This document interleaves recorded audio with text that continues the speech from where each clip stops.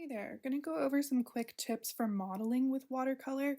We're going to use the wet on dry method and wet on wet to paint some spheres and create a transition of light. So forgive the filming, it was out of order, but we're going to start with wet on dry. So you want to grab a pretty thick amount of paint. We want it to be saturated because we're going to dilute it in just a second. You're going to paint it down in the spot where your color will be the most saturated. In this case, it's going to be on the bottom left of the ball. And then I'm going to get my brush clean, that's my dirty water, and get a little bit of the clean water, making sure that I don't have too much on my brush. So I dab it off a little bit before I go in for the blending. And so to blend, we're basically just using the water to grab at the edges of the shape that we did paint down, that crescent shape, and then we're going to pull it toward the highlighted top of the ball. The color was a little bit too homogeneous, so I had to come back in for some clean water and use that to kind of keep it transitioning smoothly. Okay, now moving on to the wet on wet. Once again, you're probably going to want to pull your color straight from the watercolor paint pan. And if you want to, draw a circle first so that you kind of know what you're doing. But the trick here is going to be to get the right amount of water down on your paper before you start painting.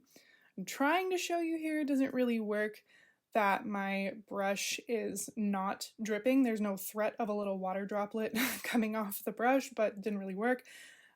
So I get the water down on the paper, didn't quite have enough.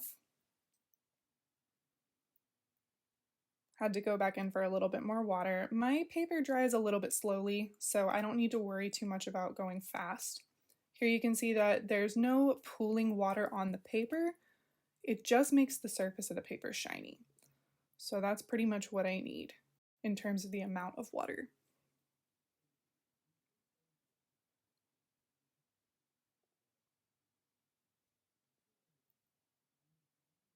Okay, going in for the paint.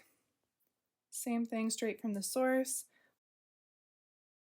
That little crescent shape down on the left because the light is up on the top right. And I'm just going to let the water do most of the painting, but I will need to use my brush a little bit to kind of guide the rest of the blend. So here you can see that it's kind of starting to crack out and feather toward the light area of the ball, but it's not going far enough. So I clean off my brush and now I'm just using a damp brush. There's really not that much water in the bristles, and I'm going to use that to kind of drag the color same as I did with the wet on dry, but I'm probably going to need to do a little bit less because the water is going to do most of the blending for me. And that's basically it. I hope that helps, and feel free to drop comments below.